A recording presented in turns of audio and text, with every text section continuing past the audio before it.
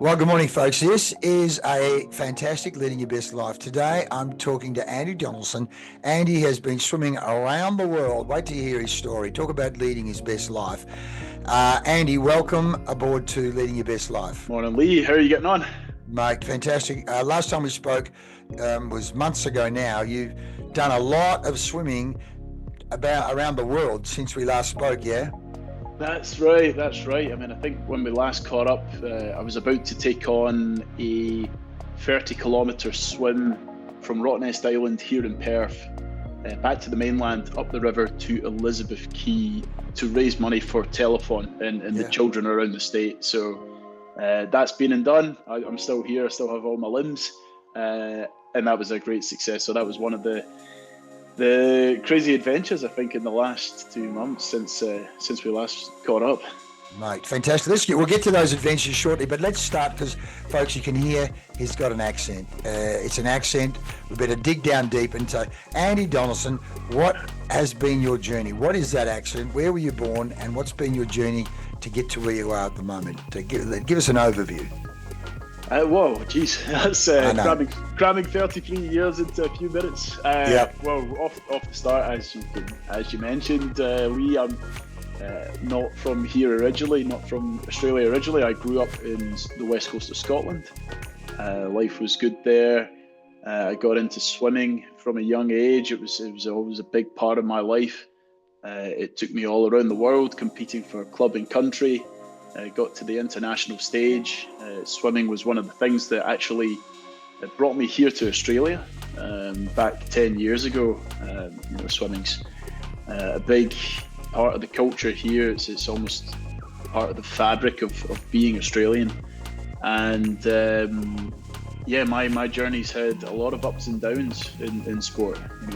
It's like life. It's never a straight line, and I've been through many highs. I've been through lows and walked away from the sport for many years.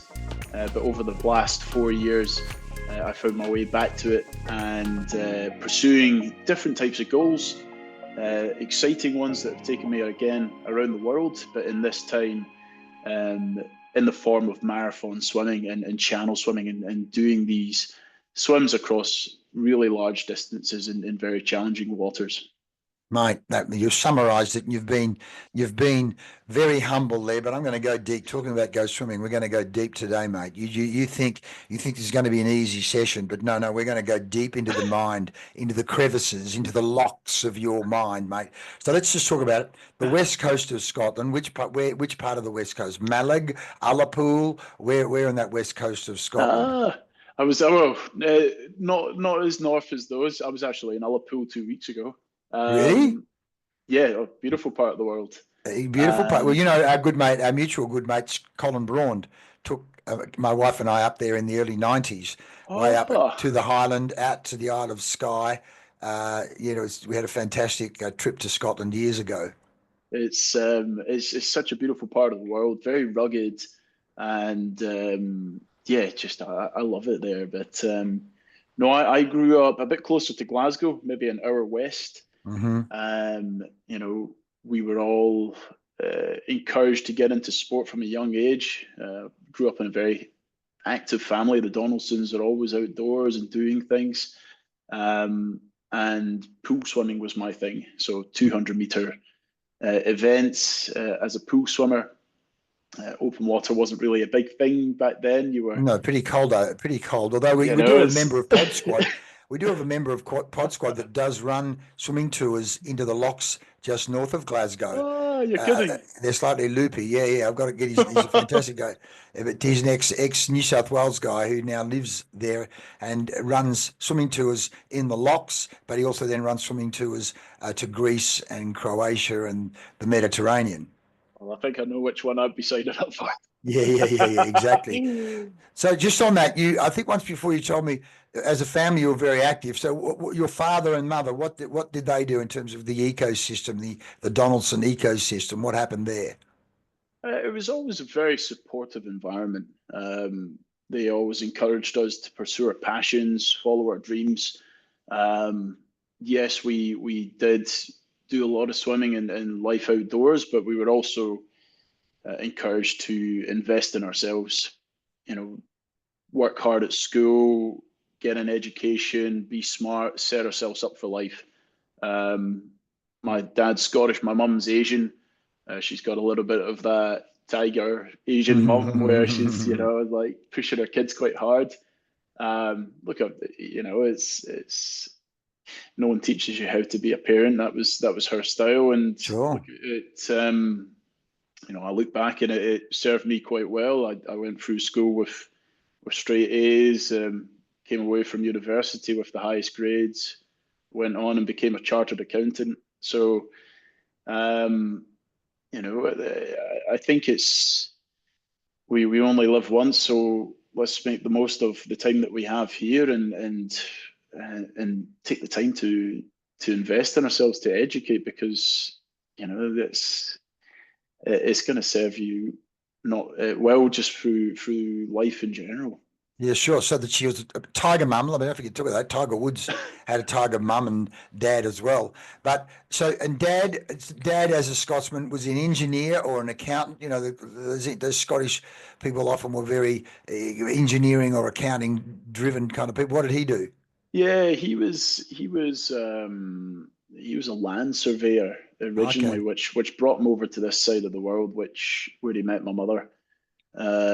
Then got into IT when he went back to Scotland. So I think the main values they instilled on me were work hard, work smart, don't just work hard, and enjoy life. Yeah. Enjoy the little things, So good sort of. They instilled a lot of things in me that I'm very thankful for, and that hardworking ethic has always stayed with me ever since. Yeah, great, mate. So let's talk about that. In terms of your pool swimming, what level did you aim for? What level did you get to? And I literally want to get to this point where you said you walked away. So let's talk about the highs and lows. What were some of the highs of your pool swimming? And then let's talk about some of the lows of the pool swimming. Sure. So my goal was to reach my potential. That was how I used to summarize it. And I felt that was, making international teams, racing at Commonwealth Games, racing at the Olympics, and the 200 freestyle event. And I suppose for many years, every goal that I set, I achieved.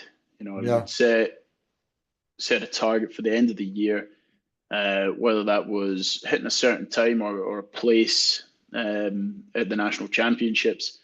I was able to succeed in that, but I got to maybe around the age of 19, 20 and started to plateau. And, I saw people that I was competitive with starting to overtake and go on and achieve these goals that I'd set for myself. And I had this block, and I couldn't progress. I couldn't lower my times. I wasn't making teams. I was seeing everyone else progress ahead of me, and I found that really hard. And one of the toughest things was the Glasgow 2014 Commonwealth Games, where again I fell short of achieving that goal, and it was tough. Swimming had been such a huge part of my life and my identity, and when things weren't going well, I felt it tough. The people around me didn't really know how to help in those moments. They would sort of shy away and didn't really know what to say. And you felt quite lonely and isolated, and when it was wrapped up with your identity, you felt like a bit of a failure. So those were some of the lows, and eventually in 2016 I ended up getting to a point where I thought, well, I've given this what I can.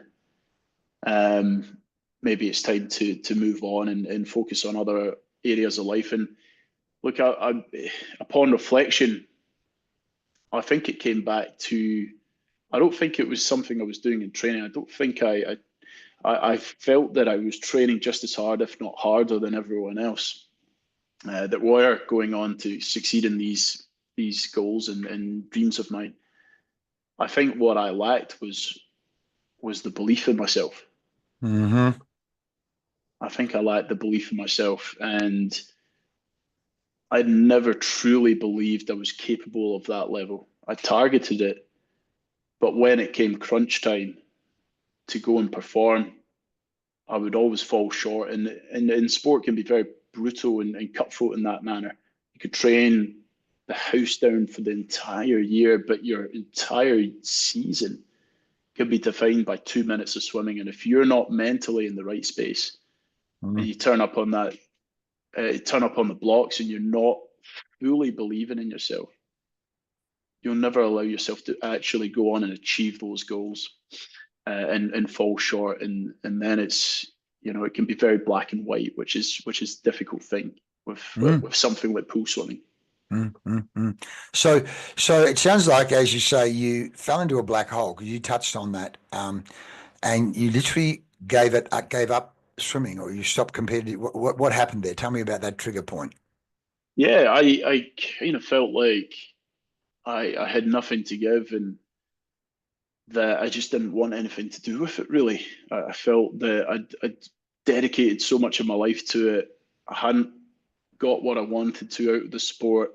I felt like I was falling behind in terms of other people focusing on their career and starting to build their lives and save up money for houses and settle down. So I felt like I needed to adjust and start pursuing that, get actually take more time to focus on my career, my accounting, save up money, do the done thing, get on the property ladder, and live life how everyone else was living it.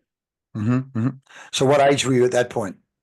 I was 25. So, Right. I was working as an accountant. I was also swimming. It was long hours, but the swimming had always been the priority at that point. And where were you still? Were you over in Scotland still, or you're here in Australia? I was here at this point. So Right. I'd moved over in 2013 from Scotland to here in Western Australia, and this was about And what 2016. What got you to move from Scotland to Western Australia?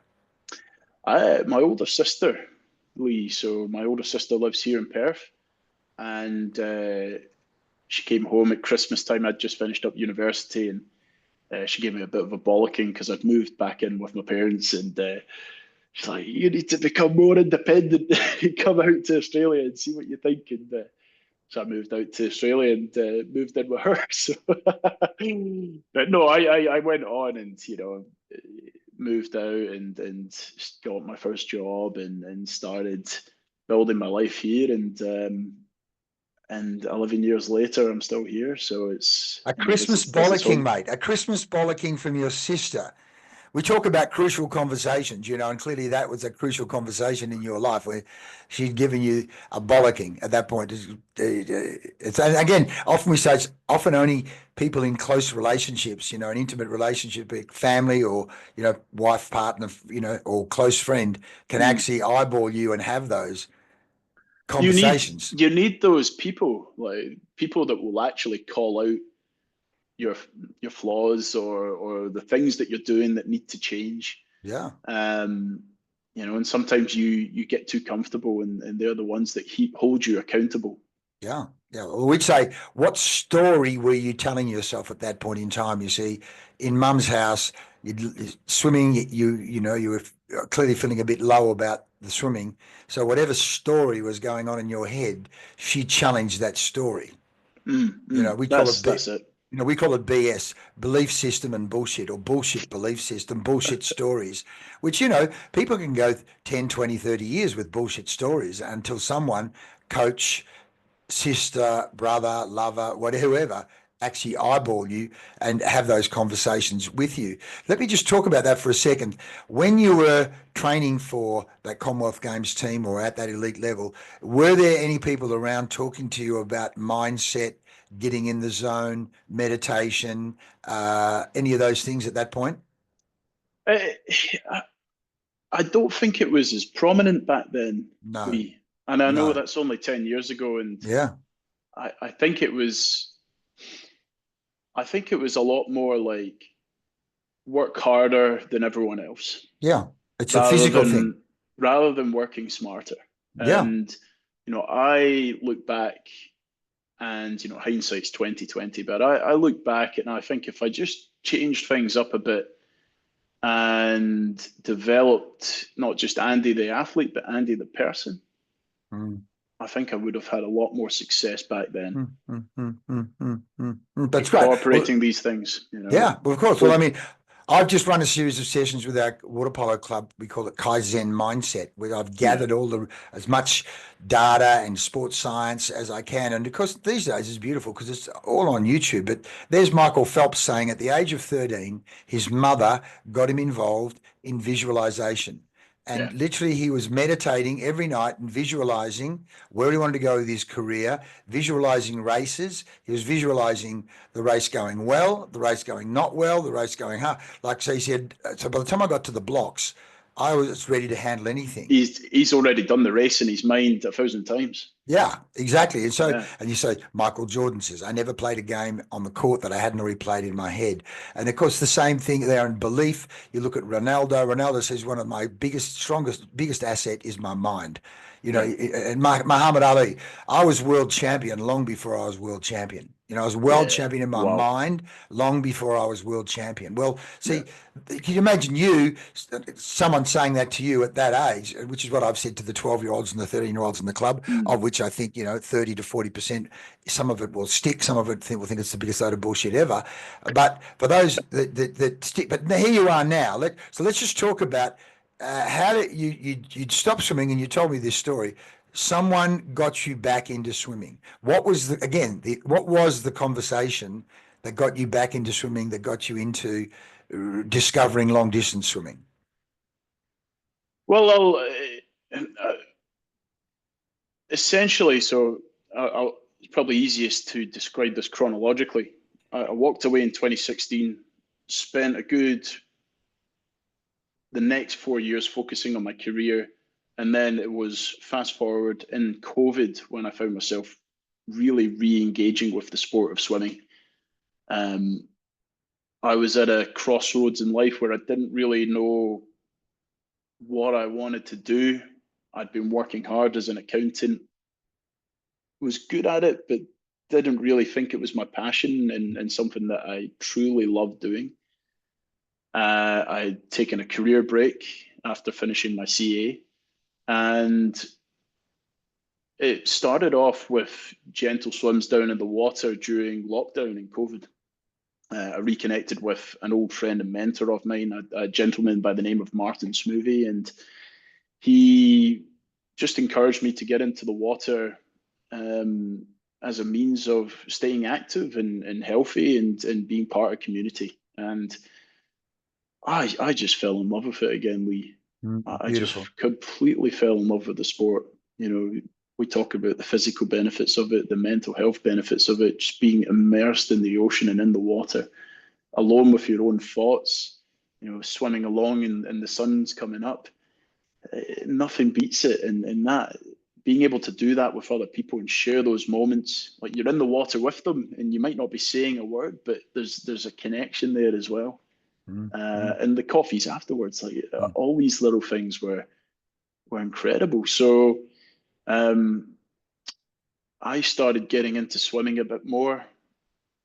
We started encouraging people we knew into the sport for life enrichment purposes, and we started coaching some adults to pursue unfulfilled goals.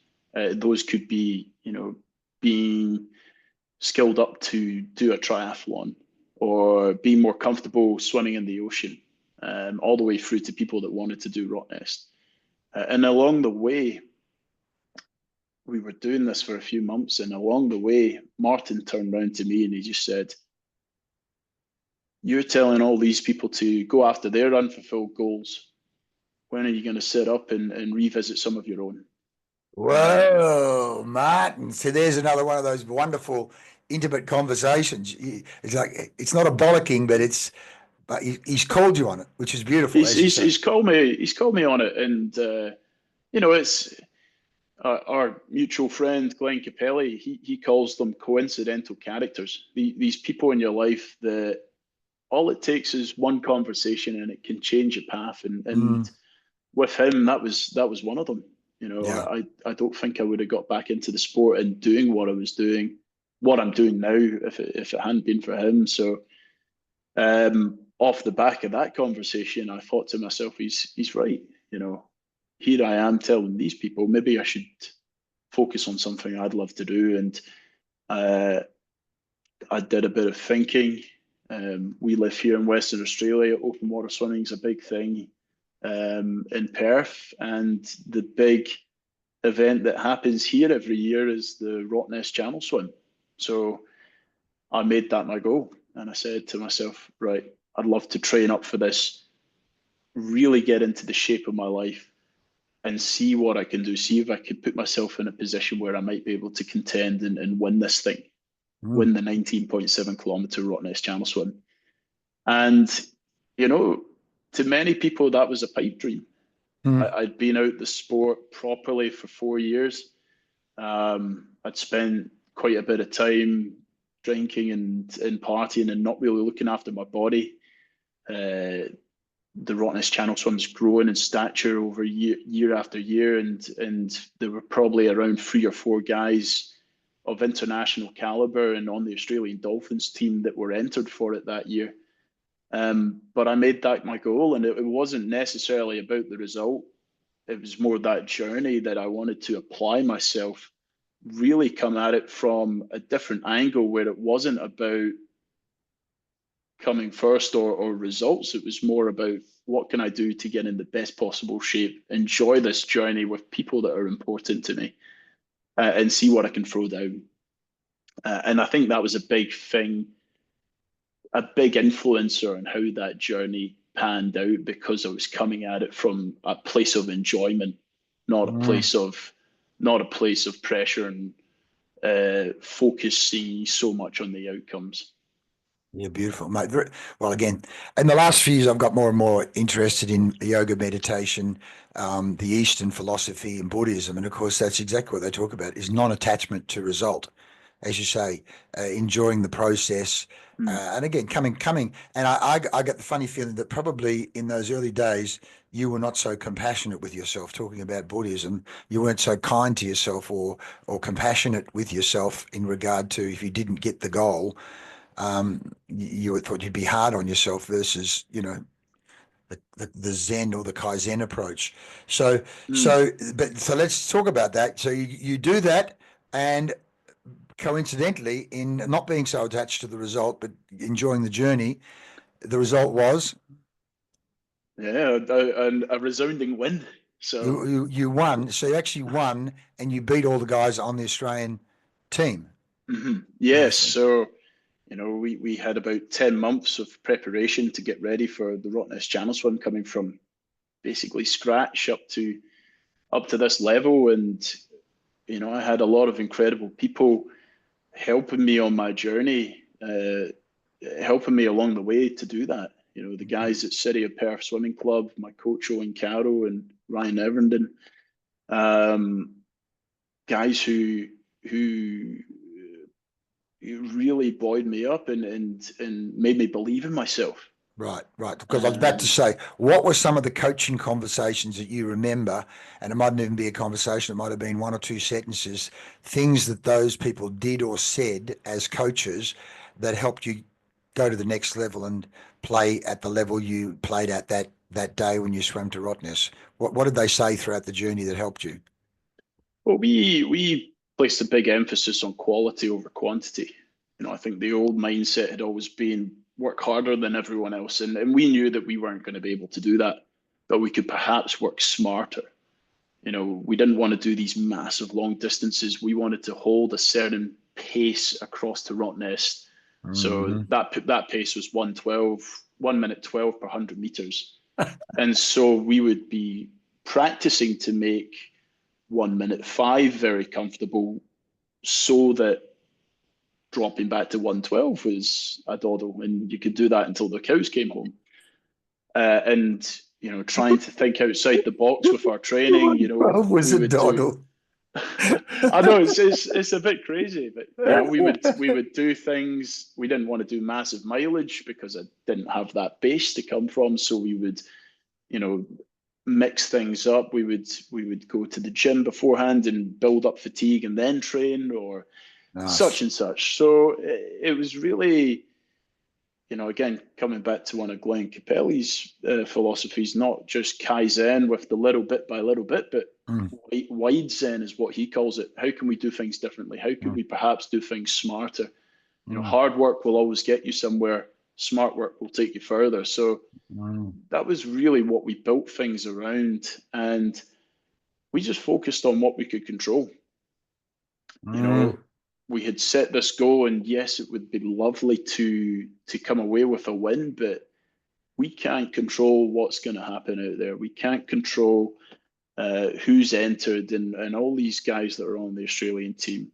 We mm. can't control the conditions out there. If we get out into the Rottnest Channel and the weather is terrible, that's we can't do anything about it, but we can control our preparation and our thought Mm, we can control our preparation, our planning, and our thought process all the way up to the start line, and be as ready as possible, so that on the day we just turn up and we execute. mm. Yep. So I'm just, if you compare the Andy Donaldson of that Rottnest time, or even now, with the Andy Donaldson of 2013-14, looking to be at the Commonwealth Games, what's the difference? The main one would be belief. Yeah, beautiful. Mm. The main one would be belief. And I say that because I think, like everyone, with age comes wisdom, or it should be. Mm. With age comes Mm-hmm. wisdom. Mm. But I look at things, and I'm not just believing in myself, but I believe in the team around me. I Mm. recognize the importance of the support team, and those around you. And, yes, your coach and your teammates, but also the wider inner circle, like your family and your closest friends, who really create that supportive environment Mm. and are Mm. there every step of the way with you as you Mm. pursue your goals. It's just so important to have that. Mm. And they keep you accountable. Like the conversation at Christmas time from my sister, they pick you up when you're feeling a bit down. If you're feeling you're having an off day, which is going to happen, they're going to be the ones that are that safety net to say, no, let's keep going. Just do what you can. You might not feel your best, but you can give it your best. That sort Mm. of thing. Mm. Mm. I believe in myself, but I believe in the system and the environment that I've created around me Mm. to Mm. help me achieve my goals. Yeah, beautiful, beautiful. We say there's a great principle I came across years ago. A French proverb says, "The forest shapes the tree." And so the Oh, environment, wow. it's beautiful, isn't it? The Wow, forest that's a shapes. cracker. It is, mate. That's what I say. That's a t-shirt. I'm going to build a business over Christmas called That's a T-shirt, because there's so many great principles that I get from these podcasts or other places. Like, that's too good just to be some words. That's got to be, Yeah. if you Yeah, can't, 100%. you can either tattoo it on yourself or get a t-shirt. But the forest shapes the tree. And so that's what, again, in our water polo club, and the same with our pod squad, there's this, we call it the ecosystem of positivity, and Yeah. it catches on, the language and words. And so there, so then you did so well in that. Right. So then what, the next step, talking about Kaizen or wide Zen, what got you to go, I'm going to go even further. And why don't we just jump to the Instagram page and start to talk about some of all of these incredible swims that you've seen. What's this? I like this one, mate. What's this? What does 112 per 100 look like for 45K?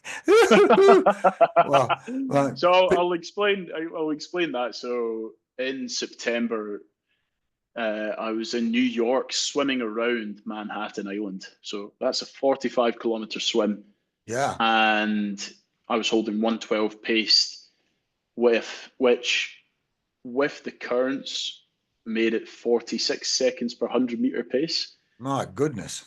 And I got around the island in 5 hours and 42 minutes, or You five broke the hours and record, didn't 41 you? minutes, You got the record from what I recall. breaking the world record. So Yeah, Wow. that was some experience. And it's the Manhattan Island swim is one of the many swims that I've gone on to do ever since Rottnest. Well, So what got you to what talking about that? What got you? Because there was the year, a year or two ago, where you did all major.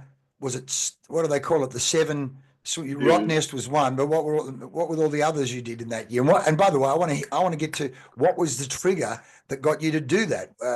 To say I'm going to forget just going swimming to Rotto. Uh, let's do all major swims. What are they called? Name them for me. What are they? the Ocean Seven. So yes, the Ocean Seven is a marathon swimming challenge comprised of the world's seven toughest channel swims. It's things like the English Channel, the North Channel between Ireland and Scotland, Spain to Morocco, between the two islands of New Zealand, the Cook Strait, Catalina Channel, which is in Los Angeles, the Suguru Strait, which is in Japan, between two of the islands, and the Molokai Channel out in Hawaii. They're Wow. all marathon distance, so they range from 15 kilometers up to 45. They're all swims in different testing conditions around the world. So some are in hot places like Hawaii, some are in less hot places like Ireland to Scotland. Yeah. And you're not wearing a wetsuit for any of these. They're all done under the traditional marathon swimming rules. Man, so but just on that, what's the water temperature swimming Ireland to Scotland? Oh, it's brisk. It would be around 12 degrees. Ooh, So, if you think of your conventional swimming pool, it's probably around 26. yeah. A bath is maybe 30 degrees. A plunge pool would be around 8 degrees, I'd say, like one of those ice baths. So like Yeah, which you're people down, spend, yeah. yeah, 30 seconds in, Yeah. So, Wow. and so yeah, Wow. no wetsuits for this. You're simply in your budgie smugglers, and it's very traditional. It's supposed to be the purest form of the sport. No, Going other from than swimming nude, that's right. other You than can't get less clothes than that. exactly, and you swim from A to B on the day that you're given, and whatever happens with the conditions, you have to find a way to navigate them. So what you can see on the screen here, that's the Suguru Strait, and we had a shocker of a day for There's a bit of conditions. chop going on there. That was like a washing machine. And I was getting thrown but how around. far's that one? How far's that one? Well, that one was 20 kilometers, Oh but my God, swimming 20K in that chop. to give you an idea, so Rottnest Channel swim's 20 Ks. Rottnest Channel swim took me 4 hours and 4 minutes. This one took me 13 hours. What? So 13 it's chop hours. and current then. There's no doubt about Chop, that. chop, and a side current of 8 kilometers an hour. So, Oh my goodness. you know, for me, and I will get there explaining how this all came about, but these swims, there's so many factors involved that are outside of your control. And for me, it's like it's an incredible analogy for life. You Yes. go in, you set these goals, you're trying to get from here to here. You go in with your best intention and your best foot forward. You've planned and prepared as best as you can, but whatever happens out there, you're in the thick of it and you have to deal Mm, with it. You mm. have to find ways to adapt and be resilient enough to keep moving forward. So Well, here you are, you've said it here. The struggle you're in today builds the strength you need for tomorrow. In life, true growth happens outside the comfort zone. And when times get tough, it's about finding those ways to keep moving forward. For me, I focus on remembering my why, the jet fuel driving the journey, breaking my challenges down into small, manageable chunks, reminding myself I'm never truly alone out there. And so that kind of starts to tap in on uh, your why. Let's talk about your why, and let's talk about the mission in and around mental health and building mental strength and so on. That's part of your why. So let's talk a little bit about that why, Andy. yeah, of course. So the reason the Ocean Seven came about was really off the back of the Rottnest Channel swim. So Yep. this Rottnest Channel swim was a big turning point in my own life. I'd gone and done this swim. I'd won it against incredible competition. So that signaled to me, I'm not bad at this stuff. Yeah. B, I recognized there was still this hunger to go on and do more. I still felt I had more to give in the sport and more potential that could be realized.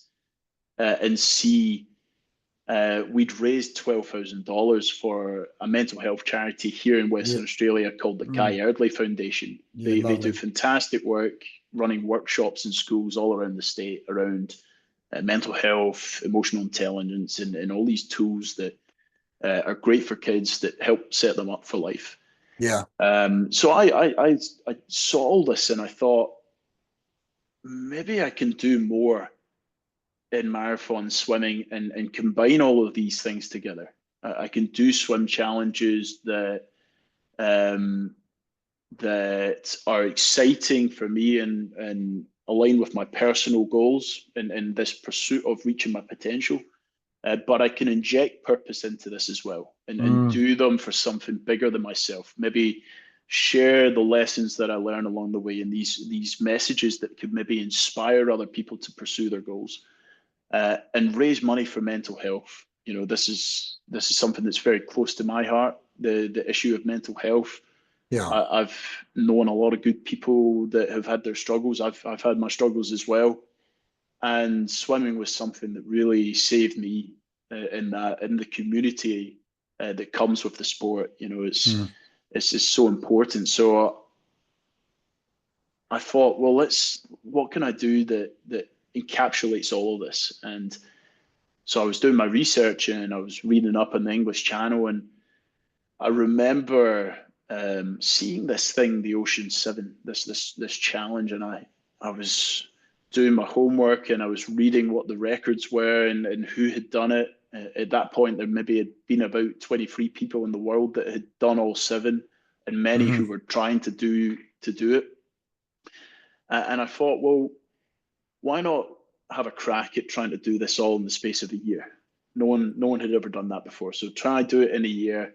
Yeah. Let's try take out as many records as possible along the way, raise as much money as possible for mental health, for charity, and see if I could break a record for the fastest cumulative time of all 7 swims.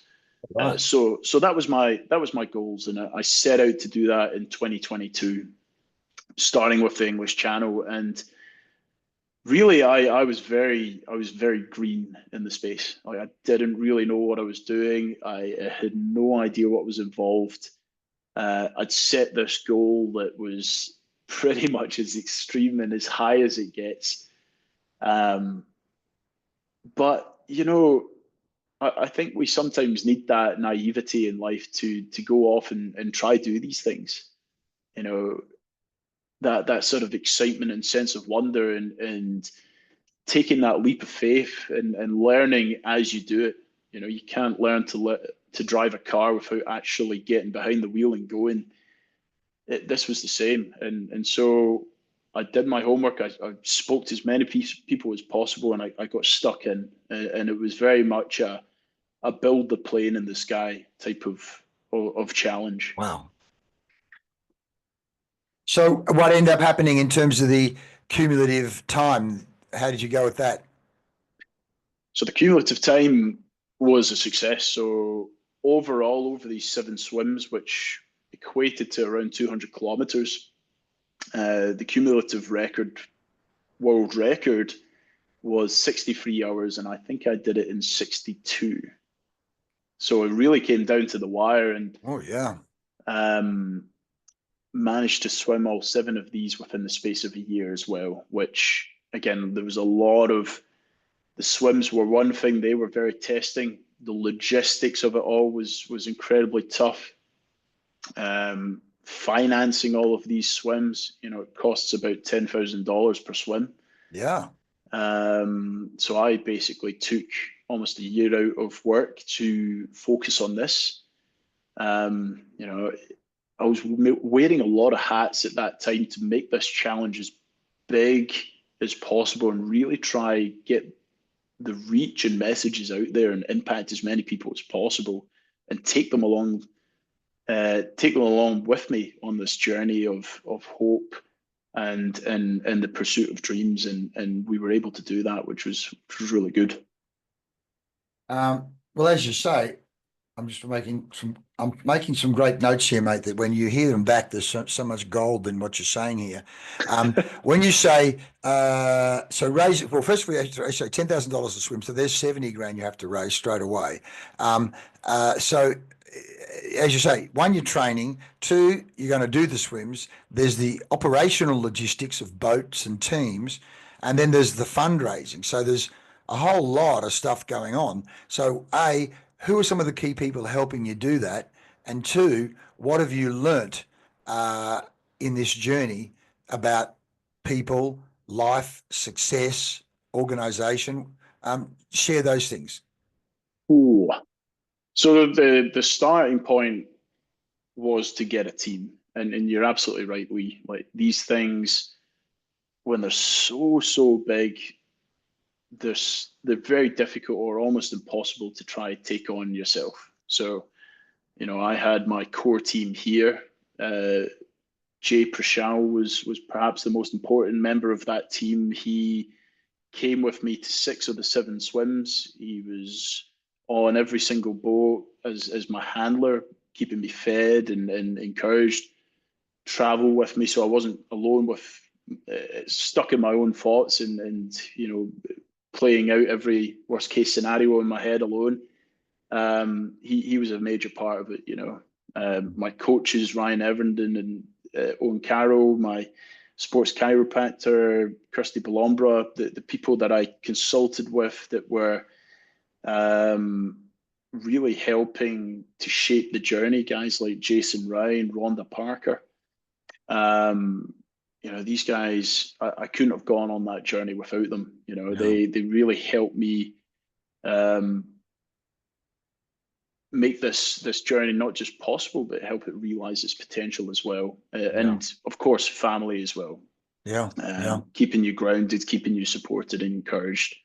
Doing these swims, it's a nerve-wracking thing, and I know they were worrying every time I was out there in the water. So I put them through a fair bit, and obviously I'm very grateful that they were with me on that journey too. So yeah, I would say, these things, they are huge undertakings. They absolutely require a team, not just anyone. It needs to be people that align with your values and that believe in the goal, believe in the vision that you've set out. When I say values, I'll give you a simple one. We'd set out to try do these swims all in the space of a year, and safety is one of our values. We could have pushed on through really terrible conditions and compromised safety, and it took the whole team understanding what those values were so that the right decisions could be made out in the water. I should take a bit of a step back. Every swim, we always had a local support team on the ground as well. So we had this core support team here in Perth. And then at every location, whether it was England, Hawaii, Japan, we would have a skipper that knows the waters and could navigate. Because you as the swimmer, you can't really see anything. You need someone that's... Oh no, you need the trust of the skipper, absolutely. They know those waters, they know the currents, they know how to navigate from here to there. So they're so important, and getting the right people there is essential. So you have that support team in every place around the world. So it gives you an idea of just the scale of the logistics involved. You had to organize accommodation in each place and get the team on the ground in each location. And we were trying to do this all in the space of a year and raise money for charity and try promote what we were doing. Every single my emails, it was like a full-time job trying to make this as big as possible, and no one was paid during this. Everyone was doing it out of their own back. I had people, it wasn't without trying. I was doing my best to try get some sponsors to come on board and see the potential in it.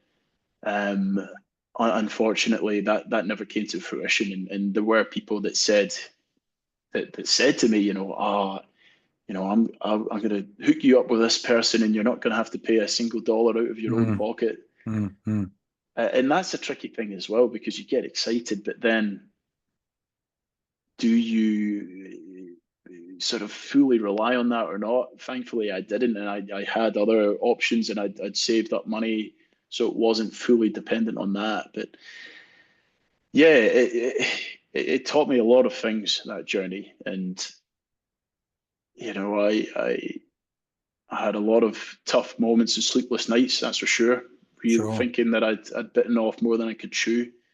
There was one stage where I think I had to make my money last for an entire year. I was bunking in backpackers at some point, like before my world record swimming across the Cook Strait. I was sleeping in a 16-man dorm at the local backpackers. And it's people don't quite understand. Like, they're thinking, here's Andy Donaldson. He's this elite athlete that is the fastest ultramarathon swimmer in the world, and he's in a backpacker lodge with 15 other people in 15 bunks. other people, and it was something else, And one of my hardest moments on that year. We could talk about the swims. I think there's going to be a lot of interesting things, but from a logistical perspective, one of the hardest moments of the year was I actually depleted all my savings right down to about $700.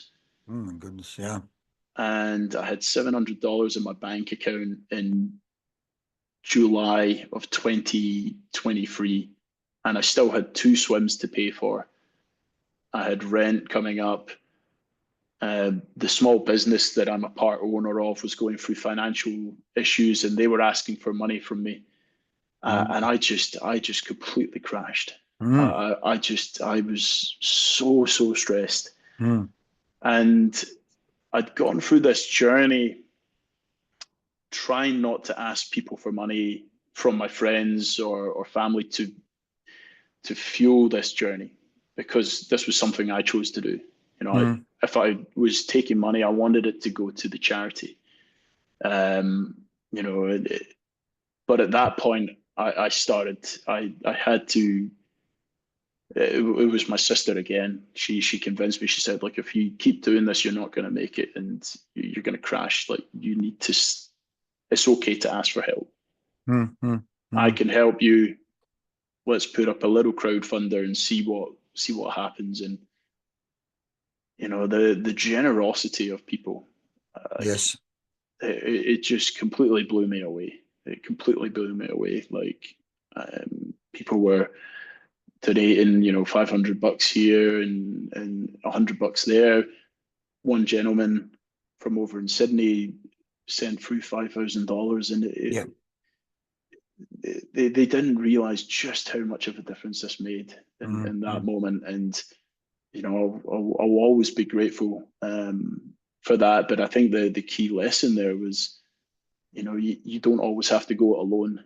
You can stick your hand up and ask for help. And it was coming from a genuine place of, you tried everything else. It wasn't like I was, started off like this and going for a free handout. I tried so hard to get sponsors on board early. I tried everything I could do. This was the last resort, and they ultimately saved this challenging journey and made it possible, and went on and completed it. So that's a great thank you for sharing that vulnerable moment. I've written it down as the $700 moment. But again, your sister had the conversation, mate, ask for help. Yeah. Put your hand up. And the crowdfunder, again, this is a belief. I mean, there's just when you're talking about, and this is part of leading your best life is not only about people leading their best lives in terms of sport and life, but particularly around business, and money is an important part of that. And the fact that you're a chartered accountant, at one level, you understand the measurement of money at least, but the psychology around, and that when you talked about belief in yourself as a swimmer, then there becomes the belief in how do you go about raising money. And even Barack Obama talks about you got to work the phones. You have to, I'm not saying you personally, but asking, mate, we need your help. Now, the fact of the matter is, the guy that gave $5,000 may well be a multi-millionaire, and 5,000 is like $20 to him. A drop in the ocean, yeah. And not only that, people with, let's say a person's 75 years of age or 80, they're sitting on 50 or 20 million or 100 million, goes, I'm going to die with this. I want to do something good with it. So in fact, giving you $5,000 is like someone else giving you $5 or $10. And what that does in terms of him feeling good about himself, so from our psychological relationship around money and asking for money and feeling okay about that, going, there's actually a value exchange here. This guy is going to now follow you on Instagram. He's going to tell his mates. It's going to make him feel good. And it might also inspire him to go, you know what? I've given him $5,000. I'm going to go down the pool and start swimming myself. You don't know what impact that has, but letting go of that belief of I'm taking money out of people's pockets, or it's what we say in business. Literally, in one of the podcasts the other day, one of the guys talked about an experiment he did with his client where he said, look, just I think the product they were selling was $90. He said, I want you to ask $98 and see what happens with all new customers. And well, people will say no. Anyway, 2 weeks later, he comes back to the guy, okay, you asked, how many people did you ask $98 for? He says, well, everyone. What happened? They all bought. Yeah. So we say often the price or money is a bigger issue in the mind of the seller than the mind of the buyer. Than the purchaser. Yeah. Wow. You know? Wow. And it's that perspective, isn't it? Like in your head, you're worrying about this, but to them, it's right. That's right. We'll see. When I did the Swim for Empowerment, because I raised money for 3 charities when I swim to Roto, there are mates of mine who are multi-millionaires. And they chuck in $500. Like to them, $500 is $10 to you and I, and they feel good about it, So I had to overcome that. Now, of course, you're talking thousands and thousands. So let's just talk about the 7 swims, the Ocean 7. Give me the happy ending story. How much you had to raise? At least 70 grand just to enter the thing, let alone all the logistic. What did you end up doing? How much were you able to raise for charity in the end? So we raised $50,000 for mental health, fantastic research. So it was this incredible journey, where we'd successfully swum all of these channels, which in the first attempt for each of them, which is not an easy thing to do, given Absolutely. All of the challenges and things that you have to navigate. We did it all in the space of a year. We'd raised all this money for charity. And I think perhaps one of the best outcomes of it was the impact on other people. Yes. Inspiring people to pursue their dreams, showing people these things are possible. Demonstrating that sport and purpose can be combined, that you can support the things important to you and do it using sport as the platform or the the method of communication. And so I'm just one person, but when you have this, you throw the rock into the ocean and it has the ripple effect. I think that's the greatest outcome of all of this. What other people will go on to do and to see this building from this one achievement that so many people contributed to. Yep. And seeing where it goes from there. Yeah. I mean, look, you're doing it on a much bigger scale, but I know a mate of mine in Bendigo says to me, Leigh, you inspired me to do all these ocean swims in Victoria last year because I see you on Facebook doing your training each day. And I went, of course, that's not my intention at all. But if that, as you say, if that's the ripple it creates, you activate others to do the same.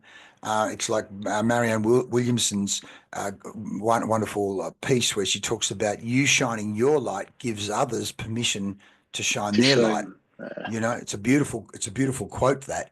So, is there anything you'd like to mention about those swims? Because you touched on it before, that you said there's interesting points that came along the way. Did you want to mention any of the actual items? I mean, that's just the Ocean's 7. You've since done, as you say, you've done Manhattan again. You've done the Rottnest telethon swim, and then you're getting on a plane to go and do something in Dubai or something in the Middle East. I just saw pictures before of you at the pyramids. What swim was that? I mean, that's beyond the Ocean 7. What was all that?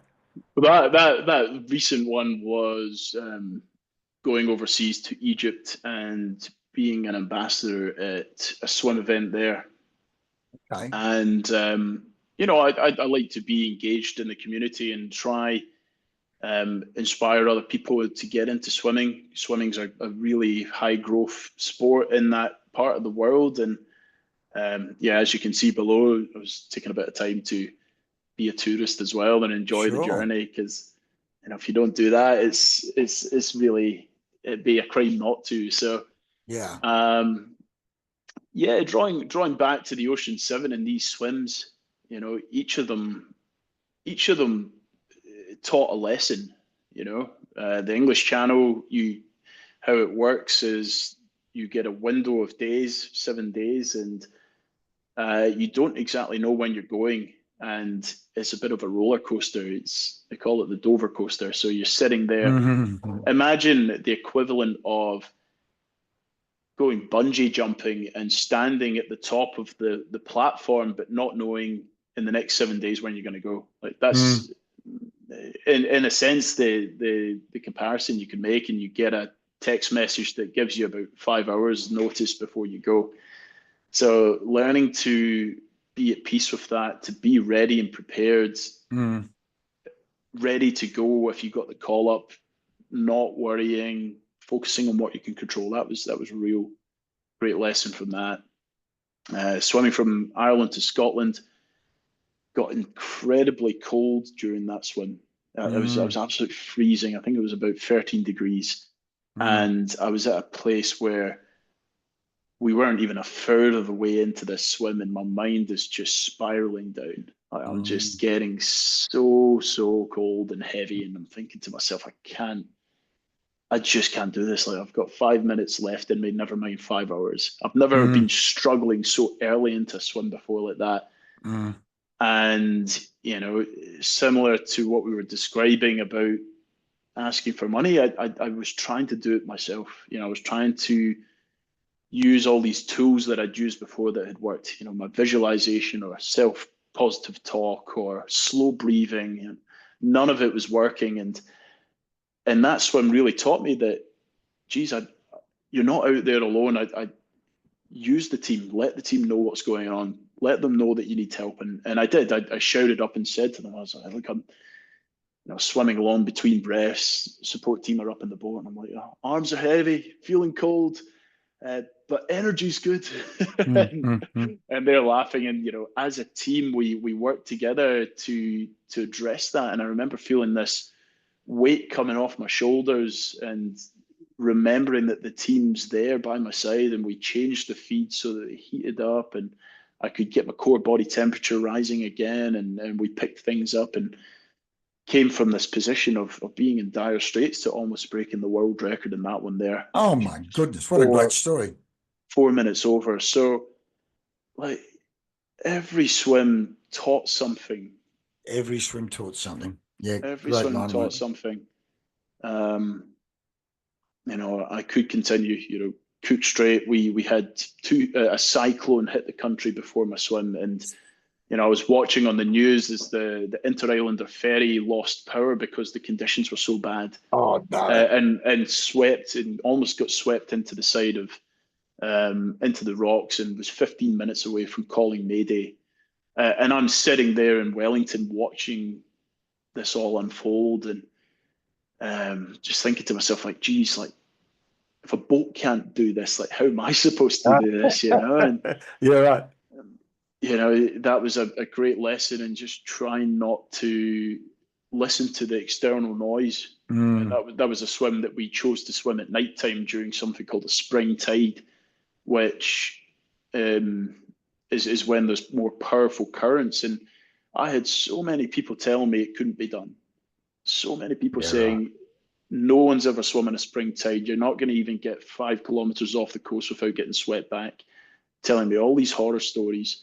Don't do it. This is risky. It's dangerous. But we went on and we did it. We did our homework. We backed ourselves. We did our due diligence and went on and broke the world record in that one. Mate, what a good story. So I assume the skipper said, mate, I think that's the best time to do it. I mean, the skipper was, yeah. Whereas the locals who didn't know, as you say, the external noise. The external noise. And so, each of these swims taught something like that. You go into these and you learn lessons that you never planned to learn. Beautiful. You go into these and you learn lessons that you never planned to learn. And it's all stuff that's applicable to life. It's all stuff that's applicable to the journey, because it's the same thing. We are trying in life to go from here to here. We're going in with our best foot forward and what we think is best. But when we encounter adversity, which you will do in life, how do you react in those moments? How do you respond? Are you equipped out? Have you planned it out? Have you thought this through and gone through the what ifs? Do you have the answers, or are you going to be put in those situations where the only way you can learn is learn by doing? That happened in many of these channel swims. You can prepare as much as you want for the distance. You can prepare to swim at nighttime. You can prepare to swim in the cold. You can get yourself used to rough conditions, but nothing can prepare you for your boat breaking down. Nothing can prepare you for encountering a head-on current and getting pushed backwards for the next 2 hours. Nothing can prepare you for seeing a shark. I've seen 3 in my swimming career, mid-swim. So, some things, yes, you can, you do the best as you can, but sometimes you just have to learn by doing. Learn by doing, as you say, how you choose to react and respond, as in how do I stay calm? Like seeing a shark. Where were the sharks? All in Hawaii. Yeah, right. Okay. All right. Okay. Right. In that nice warm waters of Hawaii. But so just let's deal with that. How did you stay calm with that one? Well, that one, or deal with it. It was an interesting one. So we identified that could be a major risk. The way I approach my swims, I'm still very much an accountant. I have a spreadsheet of all these possible things that could go wrong. Yeah. All these challenges that I might encounter, the likelihood and the impact of them. But perhaps most importantly, I have my risk mitigation strategies. What do I do if I overheat? What do I do if I'm feeling sick? What do I do if I'm getting cold? Plan all these things out, communicate them with the team so that we know what to do if these things happen. One of the things that you identify is shark, but if you climb out of the water, that's your swim done. You're not allowed to get back in. No. Most of the time, you touch the boat, that's your swim done. So we had taken preventative measures by using shark shields. So these cables that are in the water that emit a frequency that drives away the sharks. And in that situation, it was the Molokai Channel.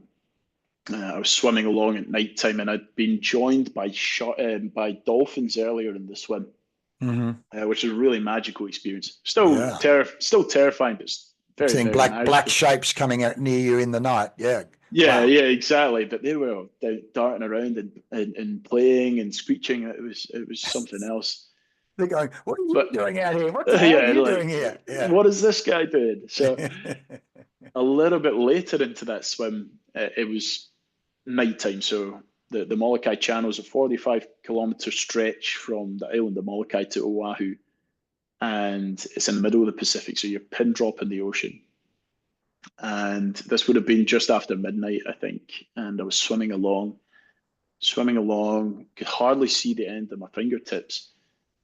But I noticed this shape under the water. I noticed this shape under the water starting to stalk.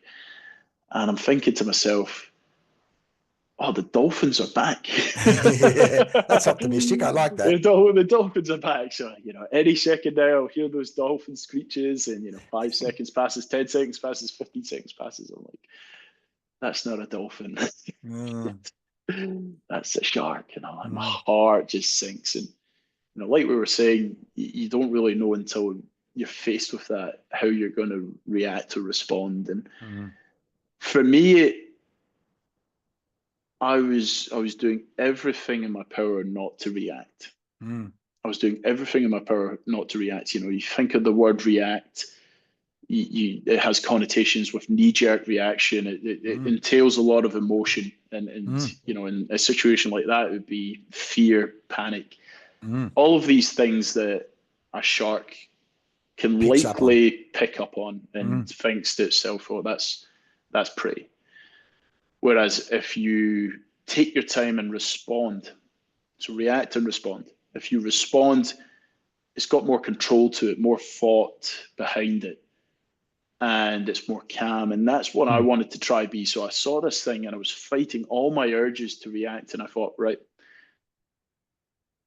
I remember that my kayaker's over here and he's got his shark shields in the water. I'm going to swim over calmly to the kayaker and just stay right beside the kayaker and basically hug the kayaker and see what happens. So I'm doing that. I get right up beside the kayaker. And remember, this is like midnight. So right up beside the kayaker, and he starts paddling off. And I think he thinks I'm like swimming. He thinks I'm swimming off course, so he's trying to create space. And I'm like, no, flap in the water. The very opposite. Like, no, you just stay here. You just stay here beside me. Just stay beside the kayaker. And I don't know how long it could have been. Like, it might have been 10 seconds. It might have been a minute. It might have been 5 minutes. But anyway, waited as calmly as possible until this thing moved on. But it's just, wow. It's one of those things. Like, you go in with your best foot forward, and you have to learn by doing. You don't really know what's going to happen until it happens to you.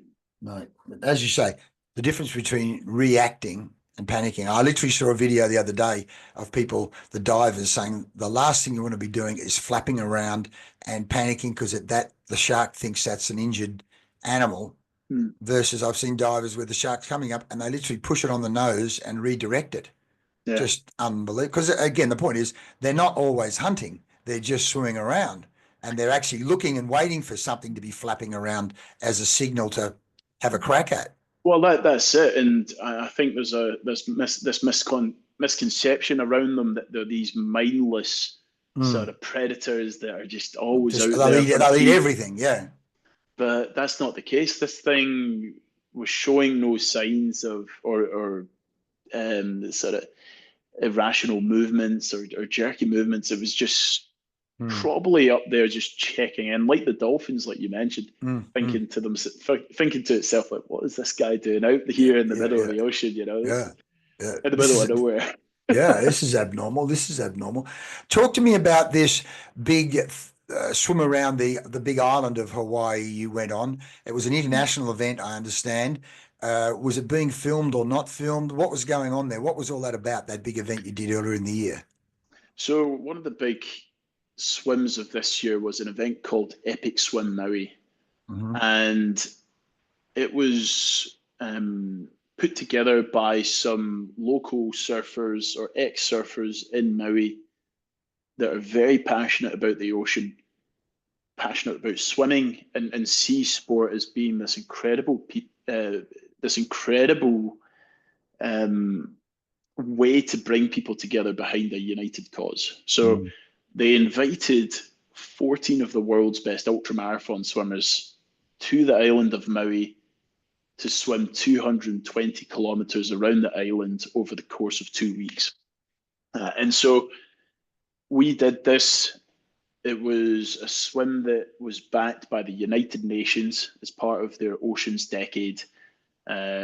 In addition to the swimmers, there were scientists who had been invited to do testing as we swam around the island. So testing for microplastics pollution, checking water quality, all these different things. I'm just bringing it up on Instagram now to some of the... So you had the scientists, you had government officials, cultural leaders who were sharing about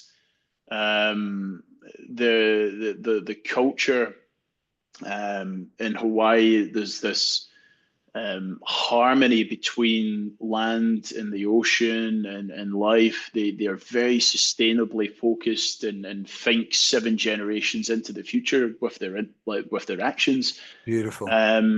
So all of these incredible people brought together by this challenge, and it was filmed for a documentary that they want to put out to Netflix, sharing these stories, sharing why the ocean's so important to all of us, sharing the issues, but also talking about the future and what we can learn from Hawaiian culture, what we can learn from the scientists, and how we can all be a bit more mindful and change our behavior to preserve our oceans for decades and generations to come. So this is the first of an annual expedition swim series. We did the 220 kilometers over, I think, 14 swims.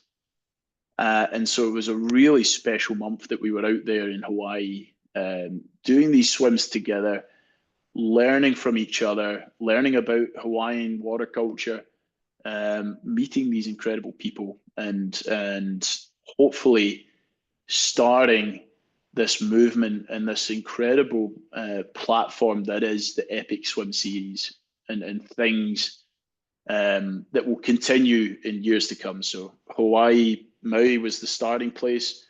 The goal of Epic Swim is to continue doing these types of swims, bringing people together in areas around the world where there is an issue that needs to be brought up onto the international stage, and using swimming as that platform to do it. Wow. Look, and these pictures are just beautiful. So the TV show is going to be fantastic. They're just, man, beautiful, beautiful. Just coming back to a couple of things. One, when you're in that cold water, were you drinking warm water? One of my mates put me onto this for my first solo, because again, I've got such low body fat. And he said the mistake his mates made on the boat was keeping the water on ice, and he was wondering why he was getting so cold. So I learnt drink lukewarm water, or drink warm water. In fact, it's a bit of Gatorade with one of those energy packs. What were you doing to keep your core temperature up? I'm asking that for selfish reasons, in case I could pick up more tips. What were you doing to keep your what were you doing to keep, as you say, eating regularly is an important thing, which I do. But what were you doing in terms of fluid, in terms of keeping core temperature up? Yeah, you're absolutely spot on, Leigh. And what I'll do actually, whilst you're at that screen, if you go to my Instagram, yep, I'll show. We'll show people how these feeds actually work. So that top center one, if you click on that one here, the one above it, this one here, oh yep. So this is how we feed when we're out in one of these channel swims. So the boat's going along. You got the support team there. He's just put a sign up. He put something up there. What was he saying on the sign? Feed's coming. Oh, okay. You're laying on your back. You do one backstroke. And what was that just went in your mouth?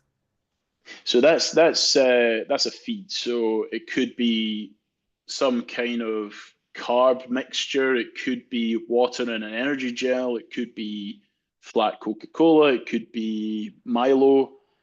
Whatever it is, we cycle through. You're doing one backstroke. I mean, in my case, I'm stopping for 30 seconds or a minute. Once I worked it out, but there's probably 20 minutes or more, probably 20 to 30 minutes I'm wasting in a rot nest swim on feeds and just mucking around. Yeah. Well, that's the feeding and the fueling is so important. We just like a marathon runner needs to stay hydrated, the swimmer's the same. Or you need your fuel in your car. But for us, we're doing it quite frequently. So how frequently would you feed? So I'm feeding every 15 minutes, right, or every 20 minutes. It's depending on the situation. Aiming for around 100 grams of carbs an hour. Oh, okay.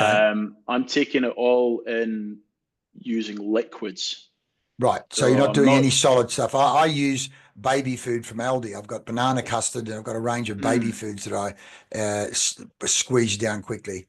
Yeah, I mean, it's a personal preference. Like, I think as long as you know what you're trying to do, like for me, I'm trying to get 100 grams of carbs in an hour. Yeah. I do that using liquids because it's easier in the gut, and I find it easier to deliver as well. It means I don't have to stop, chomp down, a banana or whatever it is. I can take it in liquid form. I can take it in a bottle. The guys can reel it in. You saw the bottle's attached to a rope, so the guys can reel it in, so we're not leaving no trace. It's easy on the gut, and we can heat those feeds up. So that was a question you were asking. We can heat those. So you are heating them up. Yeah, good thinking. So that you get that temperature that helps with the core temp. Well, if you think of your body temperature, which is mid-30s, you're often swimming in something a lot lower. So we want to make sure that body temperature isn't dropping too much. It doesn't matter where you are. If you're exposing yourself for hours and hours on end in something that's colder, your body temperature is going to come down. So your heat exchange, you're going to lose heat, so you have to find a way to put heat back in. Heat your core. Oh yeah, that's my nephew there, Jack. So yeah, you wanna heat up your core, and if you are taking in cold drinks, that's going straight into the system, lowering the body temperature. Yeah. You're going to have to expend more energy to heat yourself up again. So, energy conservation is a big thing too. And if you can help yourself, if you're not having to use as much to heat yourself up, then that can be applied to your swimming. Yeah, absolutely. So, Andy, let me ask you a couple of questions here. If I was to say to you, what motivates Andy Donaldson in the year 2024? What are 2 or 3 key things that motivate and drive you? I think for me, I split things into personal goals, career goals, altruistic goals. And so, the Ocean 7 was very altruistic. It was very much around personal goals as well, revisiting these unfulfilled dreams. And that was fantastic. I was able to do both of those. Now I'm looking ahead, and for me, I feel very content with those personal goals. Yeah. There's not many things in swimming that I would like to continue and do. There's maybe only a handful of swims that I think, but love to have a crack at that. I'm not too fussed about breaking records. I'm in the fortunate position to have achieved way more than I ever thought I could. Yeah. I'm now in this position where I have a platform. People know who I am in the swimming world. I have a voice, like everyone. We have a voice, and I'd love to use what I have in terms of my swimming and my platform to make a positive difference in this world. What can I do with my swimming that can inspire others? Can I support things like mental health? Can we leverage these challenges and make governmental change to incorporate mental health into the school curriculum and get more kids learning about stuff like that and emotional intelligence and getting equipped with the tools they need to navigate life's challenges? Can we make legislative change so that our oceans are more protected for future generations? Yeah. This is something that sport can do. Sport can bring people together. It brings all these people, like Epic Swim Out, brings all these people together behind a common cause and a challenge that can be used to elevate all these issues onto a bigger stage, a bigger platform, so that change can be made. All the great work that's been done, all the issues that are there, and the statistics and the research that shows that there's an issue. I see sport in my swimming as a communication platform. So, I'd love to use it for that, and obviously, make this a sustainable journey. As I learned from the Ocean 7, I can't do this at the detriment of myself. I've gone probably 4 years without a proper stable income. So, I for me, looking ahead to 2025, being able to financially support myself as well is going to be an important thing too. So, yeah. So let's look at that. Let's look at the future for a minute now. If the future was going to unfold the way you'd like it to, so that you're doing these things around helping people, making a positive impact, but also developing a stable income. I see on your T-shirt you've got the AD brand. What might it look like if we were going to brainstorm the ideal future for Andy Donaldson and it be a good, stable income career? What might that look like? it's a good question, Leigh, and I'm truthfully speaking still figuring it out. It's been quite fluid. I see it in two different spheres. I see the swimming sphere and perhaps the business sphere. Mm-hmm. So from a swimming perspective, continuing to go on and do these challenges, maybe partner with organizations that are trying to do something or want to bring attention to a certain bit of work that they're doing, or projects or causes that they're supporting, and do swimming challenges for them. So say, for example, if there was an ocean conservation organization doing fantastic work out in the Pacific and they wanted a swimmer to go and swim around the island and generate some buzz around it and showcase the incredible work they're doing, then that could be something. Or any corporations that align with or that have ESR goals and feel that I could help support those, partnering with those organizations. What's ESR? What's ESR? Environmental social responsibility. Right, environmental goals. social. Right, great. Yep. If they wanted to do something different that maybe stands out, we've had the telethon swim. There was a lot of people watching what we did there, swimming from Rottnest to Elizabeth Quay. So those swimming challenges, trying to continue doing them, partnering with the right people along the way. That would be one side of things. The other side, the business side, I'd love to write a book about what I've been doing, about the lessons learned, the incredible things that I think might just help people with their own lives and hopefully inspire them to pursue their own dreams too. So that'd be one. Doing more speaking, sharing stories, sharing the learnings. I just came back from Edinburgh where I did a public speaking event there to a law firm. It is like we were talking about. There's a lot of parallels between these swims and the corporate world and life, and lessons that are transferable from here to there. So getting involved in and getting out there, being a bit more proactive with that too. And then finally, maybe building some form of swimming business myself, getting into coaching, maybe trying to share all these things that I've learned and do it in an online manner, perhaps, because then it's more accessible to people around the world. I was there in Egypt not long ago. Accessibility to skills and knowledge. I mean, I know we have incredible coaches here and incredible facilities here in Australia, but that's not the same all around the world. So how do we get more people into the sport? How do we make this knowledge and expertise a bit more accessible?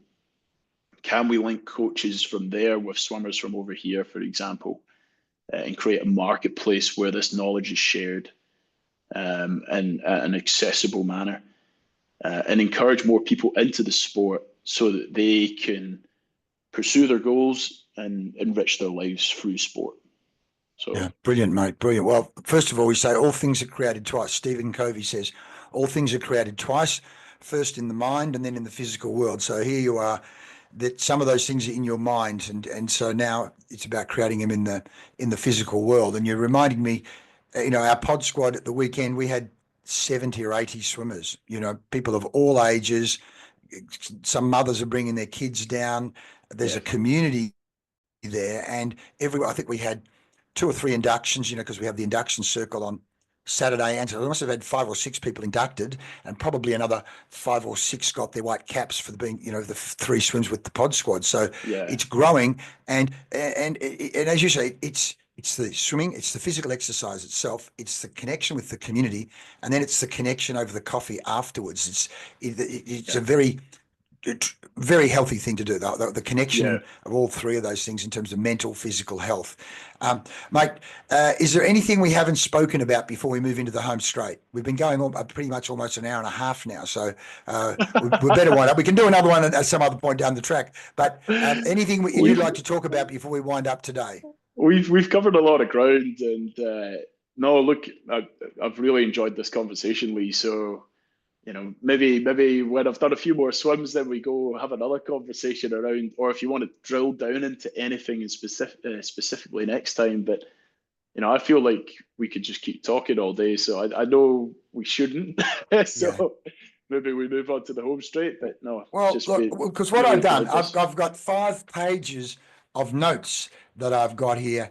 And I think what you're going to find is when you get this podcast, the transcript alone will set you up for a book. If you haven't got your chapter headings, then, or even key points, this podcast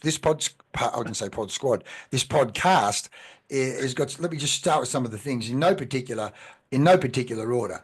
The west coast of Scotland, the 200 freestyle.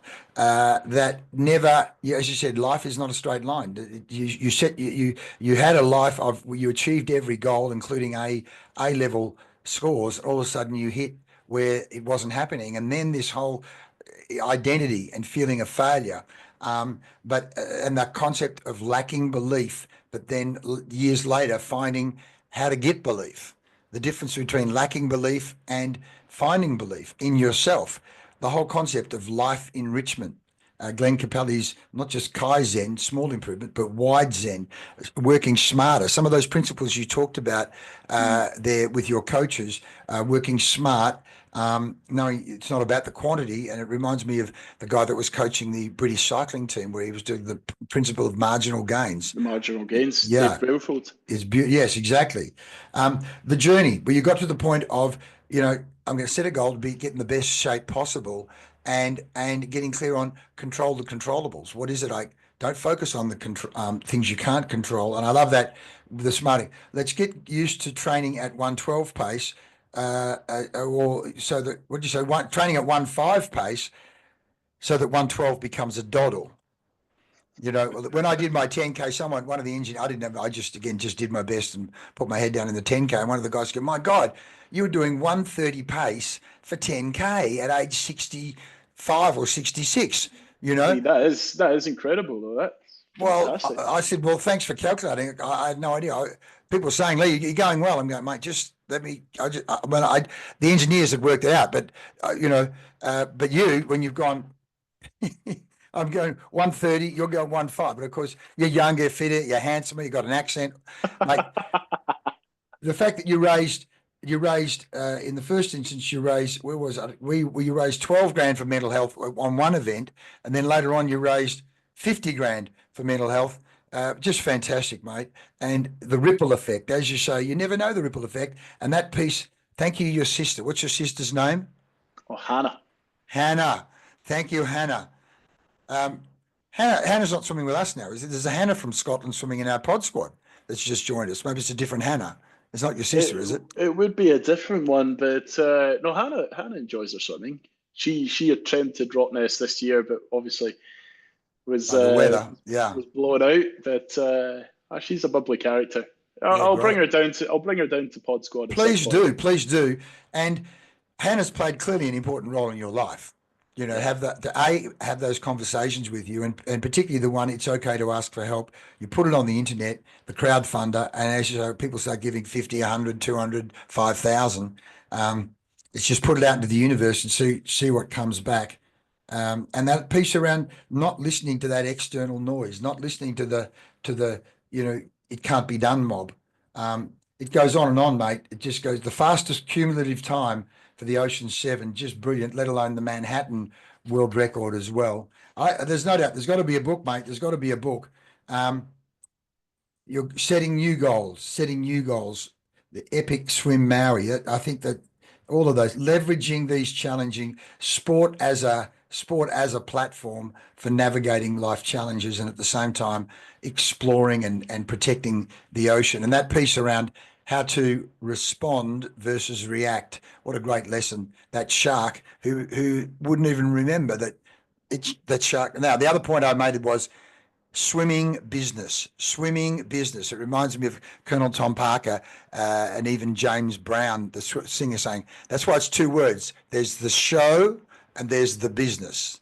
You know, that's why show, business, swimming, business, getting both of those things working hand in hand synergistically, and just find more law firms like the one in Edinburgh, mate.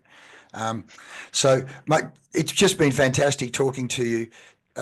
Andy, one final question is, if you were able to talk to your 13-year-old self, what one or two or three tips would you give the 13-year-old Andy Donaldson, knowing now what you know now, having gone through all these magnificent journeys you've gone through? What would you say to that 13-year-old Andy Donaldson?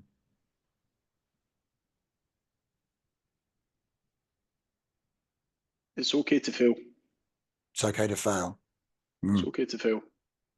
Every, they're all learning opportunities. It's okay to fail. Believe in yourself. It can be done. Find the team. Find your team. Get your support network around you. Don't be too hard on yourself. Enjoy the journey. Beautiful, mate. Beautiful. Well, there's the summary chapter of the final chapter of your book, mate. So there's the skeleton right there to build that book around, and it's a lesson that we all need. All those points you've just made, mate. There's a career to build straight away there. It's been a pleasure doing this podcast with you, Andy, and we'll do more. With more that come down to Pod Squad more. If anything I can do in terms of being part of your team, let me know.